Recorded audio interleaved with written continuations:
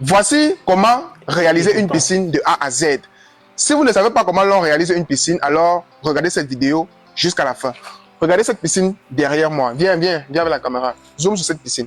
Regardez cette piscine derrière moi. Nous allons vous donner les détails de réalisation de cette piscine. Alors, actuellement, je me retrouve avec un génie.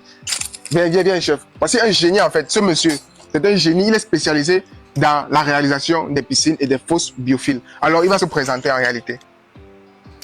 Arrête-toi quelques minutes sur cette vidéo pour éviter de perdre de l'argent sur ton chantier.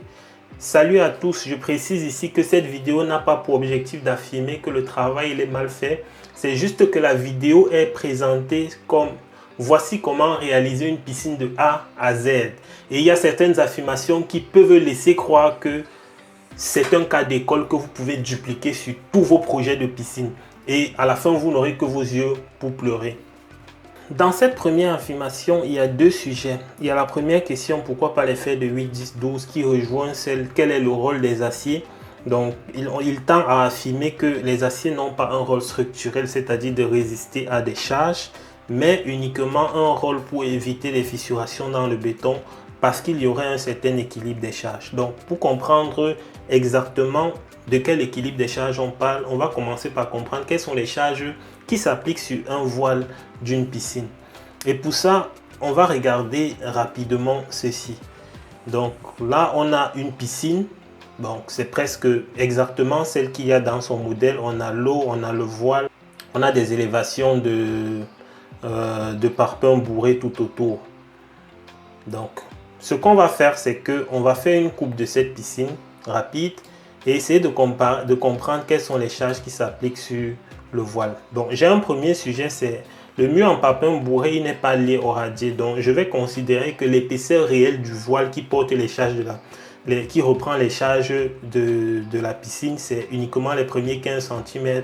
Et à mon avis, le parpaing bourré, c'est plus comme un coffrage ou un truc de ce genre. Ça va apporter une résistance, mais les 15 cm d'épaisseur de voile suffisent déjà largement. Et je pense que le dimensionnement peut se baser sur ça. Donc, on va essayer de comprendre quelles sont les charges qui s'appliquent sur ce voile que nous voyons ici. Et pour ça, je vais vous montrer tout simplement cette image, cette coupe que vous pouvez voir. On constate bien que sur cette coupe, d'un côté, on a l'eau qui exerce une pression sur le voile, qui se résume par la force en rouge.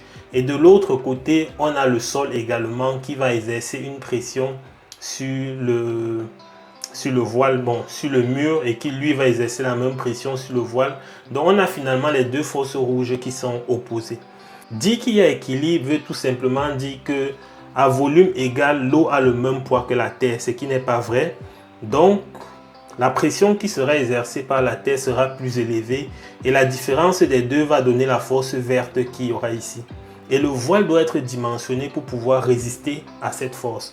Donc on ne peut pas affirmer que les aciers qu'il y a dans le voile n'ont pas forcément un rôle structurel. Parce qu'il y aurait équilibre des charges. Il n'y a pas équilibre. Mais ce n'est même pas ce qui est le plus important parce que ce n'est pas ce cas qui est le plus défavorable pour pouvoir dimensionner notre piscine. Revenons à la piscine et imaginons qu'il n'y ait pas de l'eau dans la piscine. C'est un cas qui peut exister pendant la vie de l'ouvrage. Il faut savoir qu'un ouvrage de génie civil est dimensionné pour résister à toutes les éventualités qu'il peut rencontrer pendant la vie. On peut retrouver par exemple une poutre sur un chantier qui est dimensionnée parce que pendant le chantier, il y a des charges particulières qui lui seront appliquées et il faut qu'elle résiste. Même comme pendant toute la vie de l'ouvrage. Le chantier peut durer juste 2 mois et l'ouvrage fait 100 ans. Mais cette poutre est faite pour résister à un phasage particulier que les travaux ont imposé. Donc, c'est pareil sur la piscine. On peut arriver, même si c'est une fois par mois, même si c'est une fois par an, on aura besoin de vider la piscine pour pouvoir la nettoyer, etc. Donc, pendant qu'on vide la piscine, toutes les forces que nous voyons ici n'existent plus. Donc, on n'a que la pression de la terre.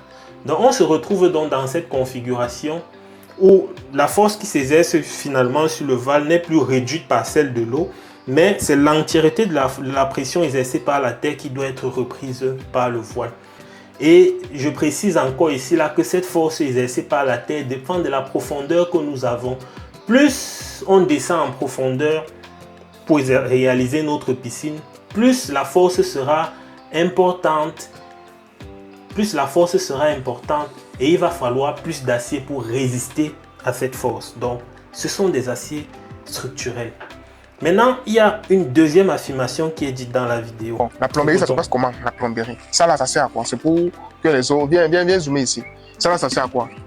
Et ça aussi. Les deux tuyaux aussi Oui. vont servir pour connecter la cascade d'eau qu'on aura ici. Oui. Puisque à côté de la piscine, on aura une grande cascade ici. Une grande cascade, c'est-à-dire? Oui, une grande cascade avec les jets d'eau. Donc, d'après ce qu'il dit, ce n'est pas un élément à négliger. Ça peut nous permettre de comprendre pourquoi, même partiellement, il y a encore une force supplémentaire qui va s'exercer sur le voile. Donc, il parle d'une fameuse cascade. Je ne sais pas trop comment ça se représente, mais ça laisse croire qu'on peut avoir besoin de couler encore du béton ici au-dessus. Donc, et cette surcharge qu'on met encore sur le sol, ça va également se répercuter automatiquement sur le voile, comme ceci. La force que vous voyez ici en jaune, c'est tout simplement le résultat de cette pression du radier. Et plus le radier est épais, plus cette force sera également importante. C'est une force qui aura une résultante ici. Et la somme des deux va encore davantage solliciter le voile.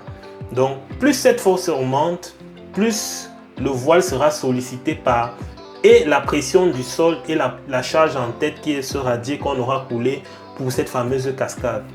Alors, pour conclure sur le premier point, on a tout simplement besoin des aciers dans le voile parce que ces aciers sont censés reprendre les charges exercées par la terre sur le voile qui sont des charges qui vont dépendre de la profondeur de la piscine, c'est-à-dire de la hauteur de terre qui s'appuie sur le voile. Et donc, ce sont des aciers structurels, ce n'est pas des aciers, il n'y a pas de formule qui dit qu'on va prendre des aciers espacés de 20 par 20, etc. Ça n'existe pas. Donc, on peut représenter ces aciers. Maintenant, la deuxième information qu'on a eue, c'est qu'il y a une éventuelle surcharge parce qu'il y a une cascade, etc. Cette cascade peut nécessiter de couler un béton, un radier au-dessus, etc., de faire un certain aménagement. C'est des charges qu'on applique en tête de voile. Une fois qu'on a appliqué ces charges, c'est une pression supplémentaire qui va nécessiter, pour résister à cette force que nous voyons ici, la force supplémentaire en jaune, on peut avoir besoin, ça dépend évidemment des calculs, on peut avoir besoin des aciers supplémentaires comme vous voyez là, uniquement dans cette zone où on a une charge supplémentaire. En fonction de la charge, on peut avoir besoin ou pas. Je ne dis pas que si vous voyez une piscine où les aciers sont uniformes partout et qu'on a quand même des charges en tête, il faut juste s'assurer que ce soit le cas de charge maximale dans cette zone qu'on a répercuté partout. Et pour éviter de se casser la tête, qui peut le plus, peut le moins, ça sera fonctionnel. Donc, cette vidéo a un objectif principalement. D'abord de vous dire que rien ne se fait dans le domaine au hasard. Évitez d'investir des dizaines de millions sur la base d'une vidéo que vous avez vue sur Facebook ou d'une affirmation que vous n'avez pas fait vérifier. Donc, dans la prochaine vidéo, je vais aborder un deuxième point que j'ai vu toujours dans la même vidéo qui concerne les piscines, mais là, il s'agit plutôt du radier.